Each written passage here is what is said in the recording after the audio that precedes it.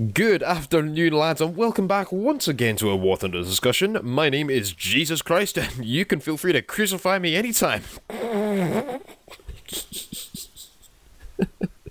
Oh god, I can't say that. Let that bit out, no worries, no worries. 9.0 premiums, everybody. Good afternoon, you wee bastards, and welcome back to War Thunder with Koala. Now, this video might not sit right with a lot of people, but we're discussing potential top-tier premium tanks that could be added to War Thunder. This is going to be a follow-up to my discussion on the XM1 last video, so if you haven't seen that, then there'll be an annotation on screen, link in the description. Go watch that before you see this one. Now, before you leave your dislikes and angry rants, let me just paraphrase the last video real quick. The XM1 was a terrible decision for a Gaijin to add, because it's a 9.0 top-tier premium tank, meaning there are now new players or noobs in top tier killing the gameplay there, as they don't have the skills and experience to compete. A bigger problem, however, is how it unbalances teams, due to its only being on one team, or one nation. America. To solve this issue, we're going to discuss what could possibly be added at 9.0 for other nations to counteract the damage that the XM1 has done by balancing out the equation. Of course, it would be better if the XM1 had never been added as a premium in the first place, but it's too late for that now, so on with the discussion. Before I get into this, I just want to say that if any of my research proves incorrect, I do apologise. Please feel free to correct me on anything I do say wrong in the comments. Thank you. So, like a bunch of numpties, Gaijin went and rebalanced top tier recently. Yeah, that was sarcasm. I actually really like the battle rating extensions to 10.0. Unfortunately though, this means several of the tanks I had wanted to mention, like the T-72 Euro, would now have to be battle rating 9.3. This is too high, even higher than the XM1, and less than 1.0 battle rating away from the current top tier vehicles, which we don't want. There are still plenty of options though, so let's get started. Now, the first tank I want to talk about is the German Leopard 2AV, or austere version. This is a rather fitting option to even out the XM1, as it was basically designed for that exact purpose historically. In 1976, this stripped-down pre-production Leopard 2 was sent to America for the sake of testing it against the XM1. Now, when I mentioned the Leopard 2AV in my last video, I was actually talking about the variant with the Rheinmetall L44 120mm smoothbore gun found on the Kyler and Leopard 2A4 in-game. Forgetting about that battle rating increase, which saw the Kyler go up to 9.7 and the 2A4 raised to 10.0. The austere was, as I said before, a stripped down Leopard 2, lacking the composite armour that would be put into the production made battle tank, but in all other regards it was a Leopard 2A0. Likely firing the same shells as the Leopard 2K in-game, this variant would have less effective armour protection than the Kyler due to the flat surfaces versus the Kyler's heavily angled hull and gun mantlet. I'm unsure as to its top speed, but it would likely sit somewhere around the speed of the Leopard 2A4. With the new BRs, this tank would need to be placed therefore at battle rating 9.3, which as we've already discussed is higher than we want. However, this wasn't the only iteration of the austere. As new developments came to the Leopard 2 design project in Germany, different parts were shipped over to the Americans for testing. A little later during the year, the Americans would receive the PT-20 and PT-21 turrets equipped with the L44 gun, but the original Leopard 2 austere version that was shipped to America in August of 1976 featured the PT-19 turret with the British L7A3 105mm rifled gun, rather than the L44. This initial version also had an optical coincidence rangefinder rather than the laser rangefinder of later iterations of the austere. This tank, I believe, would make a great 9.0 premium for Germany, as it could fire the exact same shells as the XM1, and would match it in speed and armour. Now, I'm not entirely sure on the armour values of the Leopard 2AV, it's actually surprisingly difficult to find accurate information on this tank, but what I do know is that it had only spaced armour, replacing the composite that was being developed in Germany for the production series tank. It was also said to be slightly slower than the XM1, although it should be noted that according to German ambassadors, the conditions under which the two vehicles were tested were knowingly unfavourable to the austere. American bias. Next up, we're moving across in order to Soviet Russia with the T-64. But Koala, I hear you say, we already have the T-64 in game, and it's at battle rating 9.3. What gives? Well, actually, for those of you who are unaware, aka me before planning this video and researching the tanks, the first variant of the T-64 that we have in-game, the T-64A, is not actually the original variant of the Soviet MBT. The original T-64 entered service as early as 1963 as the T-62's counterpart in the Russian elite military branch, while the T-64A was not produced until 1968. This earlier T-64 was equipped with the 115mm U5TS or 2A20 cannon of the T-62s and would likely fire the exact same shells as the battle rating 8.3 T-62 in-game, rather than the 1970 shells of the T-62M1.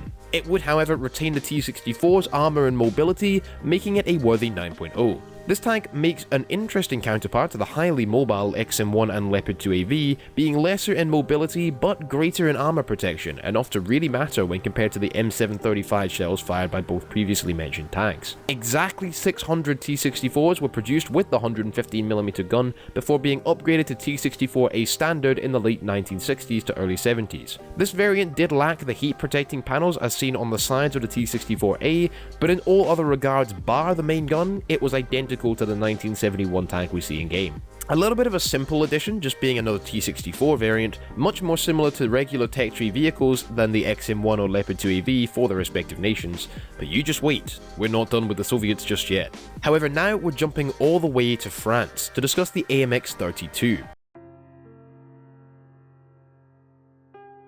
This late 1970s prototype main battle tank was designed to succeed the AMX-30, but utterly failed in the export market which it was intended for. The tank had the same engine of the AMX-30, but managed to develop more horsepower using it. It was also offered with the improved 780 horsepower engine of the AMX-30B2, but considering the additional weight of the tank over its predecessor, it retained the same top speed, and presumably the same mobility. This is another tank that's proven a little difficult to find accurate information for, given its lack of success. It had a very similar outward look to the AMX-30 and only a slightly modified chassis, but it did have composite armor and an improved fire control system over the AMX-30, while retaining the same 20mm coaxially mounted secondary cannon and lack of stabilizer. The tank was also offered with the 120mm smoothbore gun found on the AMX-40, and both guns were able to fire standard NATO ammunition of the time. However, the 120mm variant of this tank may prove too powerful for 9.0, making a decent 9.3 as the tech tree alternative preceding the AMX-40 instead. This would be rather fitting, similar to the prototype AMX-30 Premium that sits beside the AMX-30 in the regular tree, and considering its similarity in design purpose and lack of success in said purpose to the AMX-40, a tech tree variant of this tank equipped with the 120mm gun and firing rounds of its time is something I'd be interested in seeing regardless. Now, you may argue that the lack of stabilizer could prove a balancing factor to allow the 120mm equipped AMX-32 to be the French 9.0 Premium. Please let me know your thoughts on this in the comments. The AMX-32 received zero commercial success in either of its two forms due to the fact that more competent export tanks were available by 1982 when the first prototype was unveiled, and so the tank never saw further production. The succeeding AMX-40 would also suffer the same fate a year later. Another prototype main battle tank featuring high mobility and a 105mm gun, but some composite armor, although the effectiveness of this armor may be a moot point,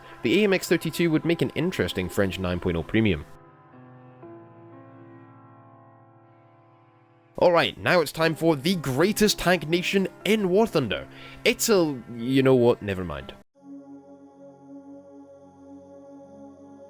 The next nation we'll move to is Japan. This should be interesting. Now, the gap between the Type 74 and Type 90 is extensive, and many people have proposed some potential additions to fill this space. The STC prototype for the Type 90 would make a good addition, but certainly not at 9.0, more befitting of a 9.3 or even 9.7 battle rating currently. What could make for a good 9.0 premium to contend with the XM1 and the other tanks I've mentioned here so far is the modernized Type 74G. The original Type 74 main battle tank was considered outdated before it even went into active duty, and while the Type 90 or Kyumaru would have replaced it immediately, the close of the Cold War and the end of the Soviet Union in Russia relegated the Type 90's development to the back burner. The tank was considered unnecessary considering how expensive it would be to implement, and therefore its development slowed enough that many more Type 74s ended up being produced for the Japan Ground Self-Defense Force than what was originally intended. Japan could hardly be seen to own no tanks now, could they? When the Kyumaru was finally produced for the Japanese military, there were far too many Type 74s in service to allow for them to simply be scrapped, despite despite how poor they were in effectiveness when compared to the new main battle tank. Because of this, Type 74s were intended for upgrade with features that could be found on the Kimaru, such as computing and rangefinding equipment, fire control systems, and side skirts. Unfortunately, the upgrades proved expensive enough so as to not be worthwhile, and so only 5 of these tanks ended up being produced. The gun, another 105mm able to fire standard NATO shells like M735 APFSDS, and the improved mobility of this tank over the previous variant would easily be enough to bring it up to battle rating 9.0, particularly since many have stated that with the Leopard 1A1 sitting at this BR now, so should the Type 74, and that's the variant we already have. The modernization package for the Type 74 would not see a massive increase in combat ability by any means over the tank seen currently in game, but adding slight upgrades to many of its performance characteristics, and given the recent extension of battle ratings, it would certainly see balance at 9.0. Next up, we're back in Soviet territory with the T-55-64. Now, while I do not believe this should be added alongside the 1960s model T-64, I do want to propose it as an alternative for consideration, or perhaps a tech tree vehicle to go into a bracket with the T-55A. A prototype design, this tank featured the turret and gun of the T-55 while sitting on the chassis and hull of the T-64. This would mean effectively a T-55 with a lower silhouette, higher top speed while having less overall maneuverability, and a composite armored hull. Or, in other words, a T-64 with a stabilized 100mm cannon and the potential of firing APHE shells. As if that wasn't enough, the tank featured Contact 1 explosive reactive armor on the turret, giving it a substantial amount of heat protection over the regular T-55. This is the ERA seen on the recently added T-64BV, and it is this which, in my mind, brings it up to 9.0 battle rating standard. However, this could be somewhat counterintuitive, as at 8.7 where the T-55A sits, you're a little bit more likely to run into tanks that are firing heat FS shells, rather than at 9.0 where you're going to get dragged into 10.0 up tiers often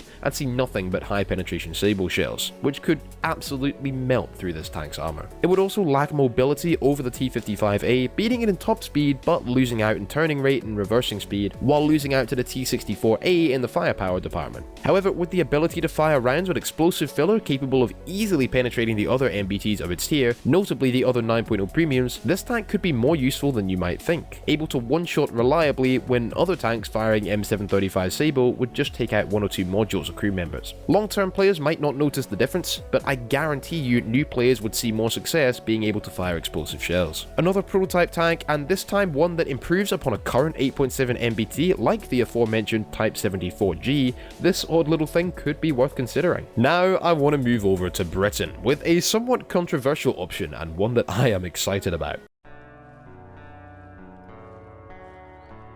The Leopard 1, more specifically the Leopard AS-1, Australian designation for their fleet of Leopard 1A4 main battle tanks, imported from Germany to replace the aging British Centurions. Now, while German fans might be outraged at the idea that Britain could have a variant of a Leopard that Germany themselves don't have, I just want to say that I strongly believe that Germany should receive both the Leopard 1A3 and 1A4 in the regular tech tree at battle rating 9.0. The Leopard 1A1 has recently been moved up to 9.0 on account of its DM23 APFSDS shell, which actually penetrates more than the Kampfpanzer 70's Sable and made it too powerful for battle rating 8.3. The problem with this move is that a stock Leopard 1A1 without this shell can now fight against tanks like the Type 90 and M1 Abrams, which it's really going to have a hard time with. The thing is, the German Leopard 1A1s never actually fired this shell. Whilst it could be fired by this variant of the Leopard, and foreign occupants of the tank did use this shell with it, Germany had done away with the Leopard 1A1 by the time the DM23 shell was available to them,